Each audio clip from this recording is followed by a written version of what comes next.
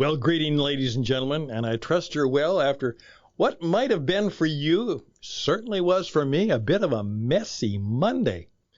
Yeah, on the way to the studio this morning, there were 3 or 4 sirens and an accident, and I just kind of sensed that a little bit of the world was having a difficult time, and of course, if you look at the mess in the world and in the news, that's true.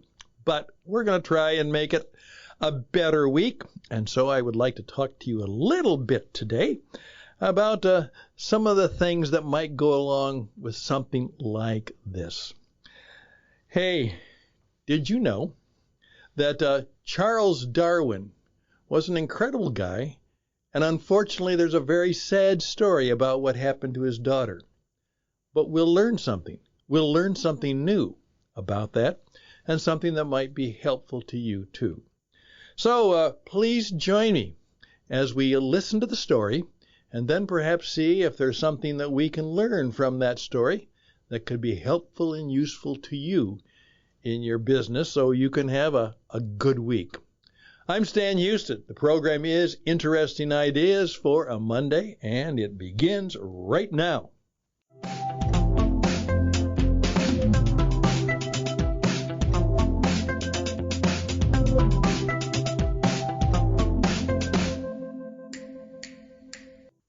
Again, as I said, the title is exactly right. The touching and tragic story of Charles Darwin's bid to save his daughter's life.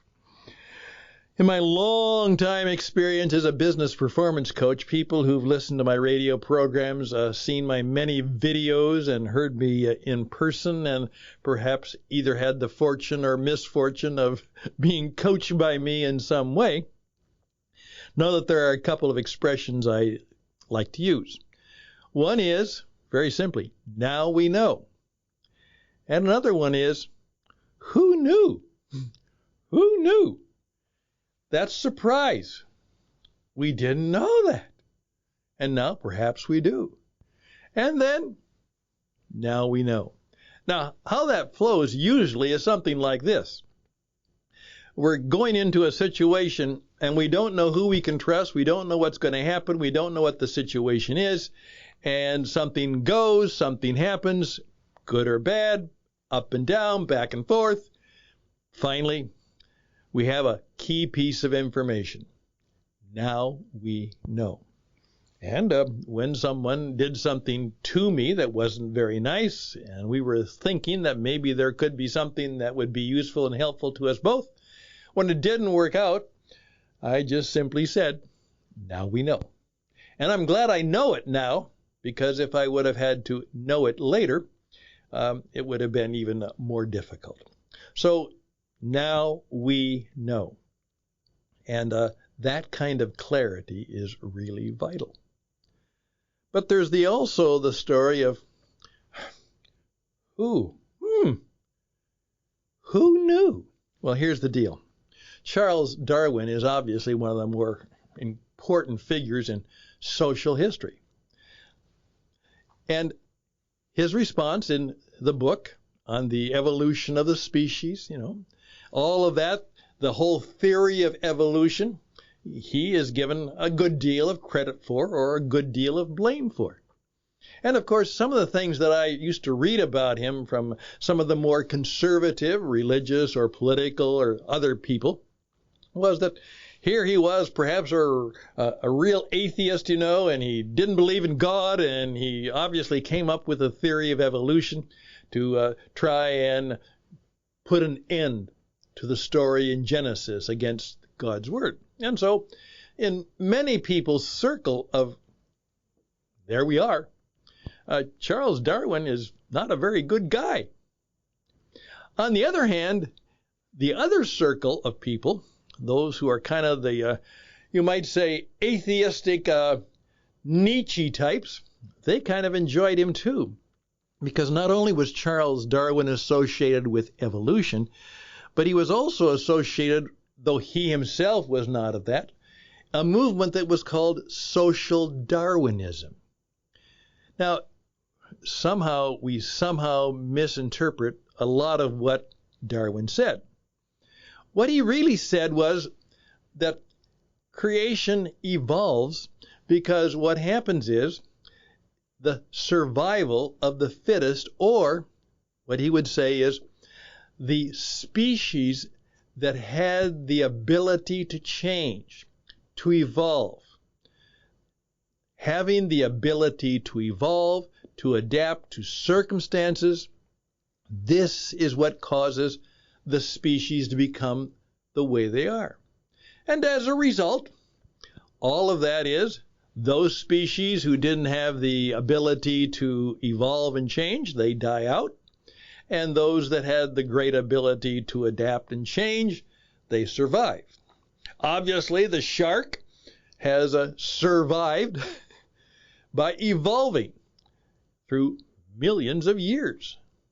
So, those folks who said life is tough and you've got to adapt, you've got to be tough, and if you can't make it, you can't make it.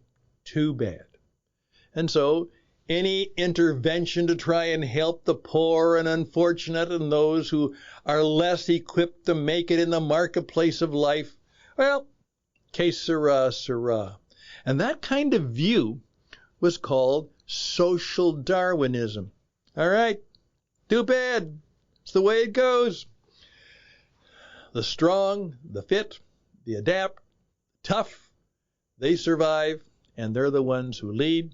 And those who are weak, unable, can't make it, can't carry it, there they go. So Darwin was given responsibility in the very name for all of those things. And so that's who we kind of had a picture of him. However, just this weekend, I came across a story from what is called Aleteia, Aleteia,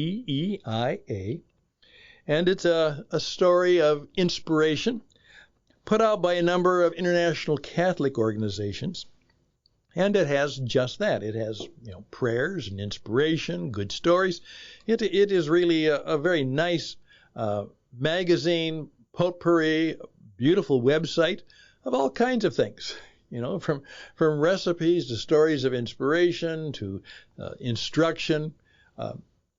Good work. They do good work, for sure. And this was here just this past weekend by a person named Cerith Gardiner. And it's Cerith, Gardiner. And it was just that. The touching and tragic story of Charles Darwin's bid to save his daughter's life. And it is certainly worth listening to, so if you just give me a few minutes, could I read the story to you with dear full credit and attribution to Aleteia and to Cerith, I hope I'm getting that right, Gardiner.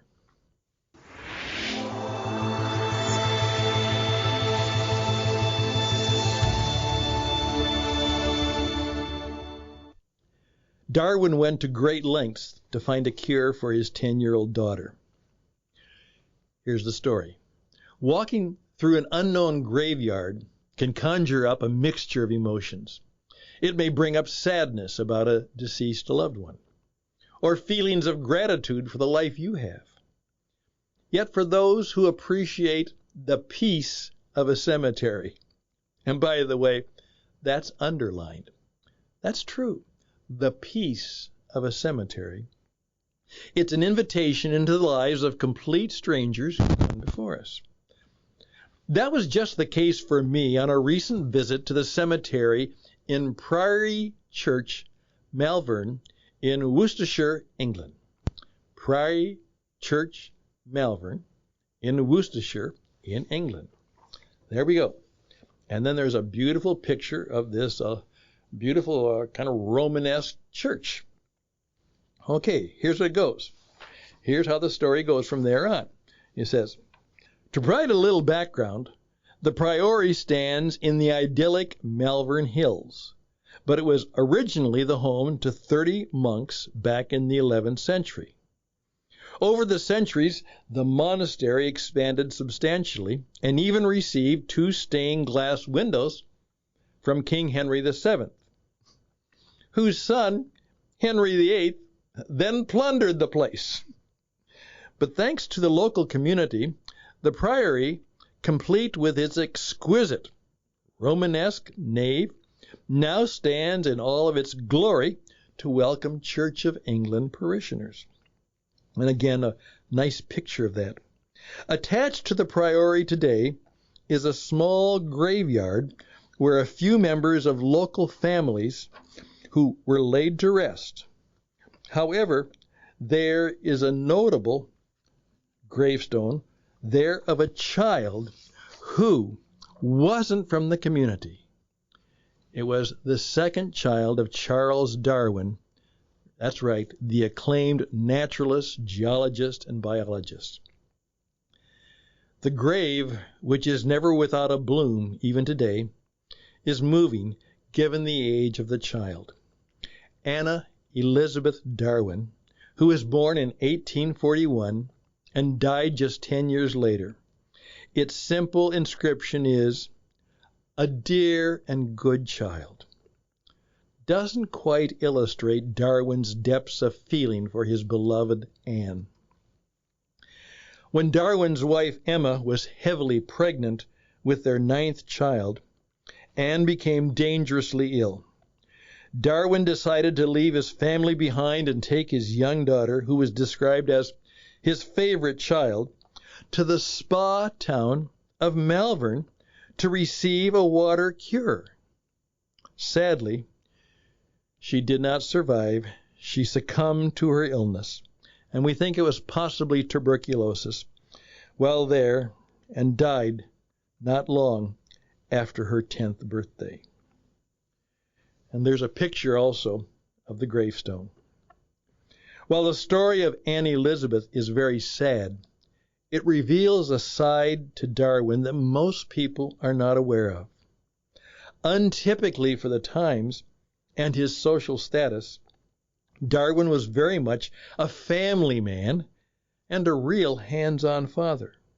His desperate efforts to save his daughter showed his very human, parental side, far from all his scientific theories and controversies. And in the end, despite his wavering faith, he lovingly placed her in the arms of Jesus, as the IHS inscription suggests. And that's the story. Could it be that the man that thousands and millions have called a rank atheist, could it have been that he himself used that expression? Because it almost is indicated by the Christian symbol that was on her gravestone, that he placed his dear daughter in the arms of Jesus. Just let that sit on your head for a while. I'm Stan Houston. Interesting story and a closing idea. We'll be right back.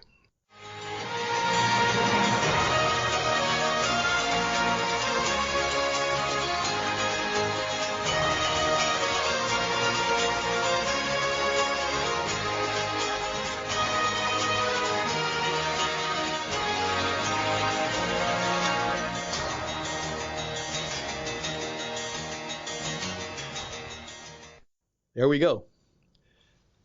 Who knew? Who knew that story? I didn't, and I was deeply moved by it. And does that explain a lot of things? Certainly it does. Does it leave a lot of things? Oh my goodness, I didn't know that. But now we know a little bit more than we did. And perhaps, could it be that Charles Darwin, when his dear daughter died, what he did, in spite of all of his ideas that some people think rejected the very presence and being of God, that in the end, maybe he placed his good and dear child in the arms of Jesus.